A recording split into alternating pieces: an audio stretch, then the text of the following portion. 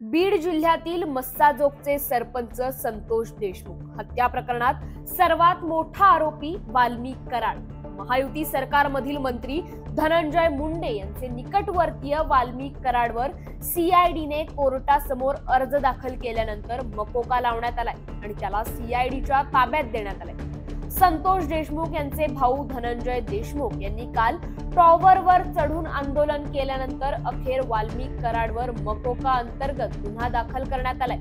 या संपूर्ण प्रकरणामुळे बीड मधलं वातावरण चांगलंच तापलंय। आता वाल्मिक कराडवर मकोका या कायद्याअंतर्गत गुन्हा दाखल करण्यासाठी मागणी होत असलेला हा कायदा नक्की आहे तरी काय आणि या अंतर्गत गुन्हेगाराला कोणती शिक्षा होऊ शकते पाहूयात या व्हिडिओच्या माध्यमातून। महाराष्ट्र संघटित गुन्हेगारी नियंत्रण कायदा म्हणजेच मकोका 1999 मध्ये संघटित गुन्हेगारी आणि दहशतवाद रोखण्यासाठी आणि नियंत्रित करण्यासाठी निर्माण करण्यात आलेला हा कायदा महाराष्ट्र राज्य सरकारला गंभीर गुन्हेगारी आळा घालण्यासाठी विशेष अधिकार देतो। ताडाच्या धर्तीवर मकोका कायदा तयार करण्यात आला। परवानगीचा अर्ज कायदा कलम 23(1) नुसार पोलीस महानिरीक्षक दर्जाच्या अधिकाऱ्याकडे पाठवला जातो। त्यामध्ये आरोपीचे किंवा गुन्हेगारी टोळीचा मागील 10 वर्षांच्या गुन्ह्याचा तपशील दिला जातो। तर अहवालाचा अभ्यास करून मकोका लावल्यास पोलीस महानिरीक्षकांकडून मंजुरी दिली जाते। सदर परवानगी मिळाल्यानंतरच मकोका अंतर्गत कारवाई केली जाते। अंडरवर्ल्डचं कंबरड मोडण्यासाठी सरकारने हा कायदा आणला होता, तर संघटित गुन्हेगारीला आळा घालण्यासाठी हा कायदा असल्याने या अंतर्गत गुन्हेगाराला लवकर जामीन मिळत नाही।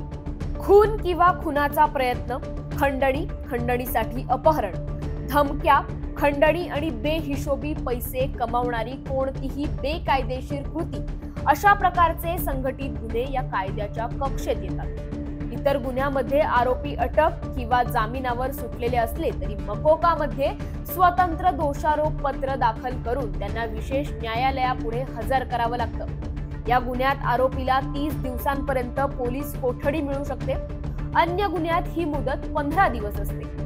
मकोका अंतर्गत कोणती शिक्षा होऊ शकते ते पाहूयात। 1.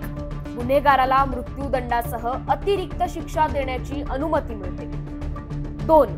गुन्हेगाराला आश्रय दिल्याबद्दल किंवा लपविल्याबद्दल जन्मठेपेची शिक्षेची तरतूद या कायद्यात केली आहे। 3. गुन्हेगारी करण्यात मदत करणाऱ्या सरकारी नोकरांसाठी 3 वर्षापर्यंत तुरुंगवास आणि दंड या कायद्यात आहे। 4. मालमत्ता बाळगल्याबद्दल 3 ते 10 वर्षांपर्यंत तुरुंगवास, दंड आणि मालमत्ता जप्त करण्याची तरतूद या कायद्यामध्ये आहे। आता वाल्मिक कराडवर मकोका लावल्यामुळे बीड मधलं वातावरण चांगलंच ढवळून निघालंय। आता यानंतर वाल्मिक कराडवर मकोका अंतर्गत कोणती शिक्षा होणार, या प्रकरणामुळे कोणताही गैरप्रकार होऊ नये म्हणून प्रशासन कोणती ठोस पावलं उचलणार हे बघणं महत्त्वाचं ठरणार आहे।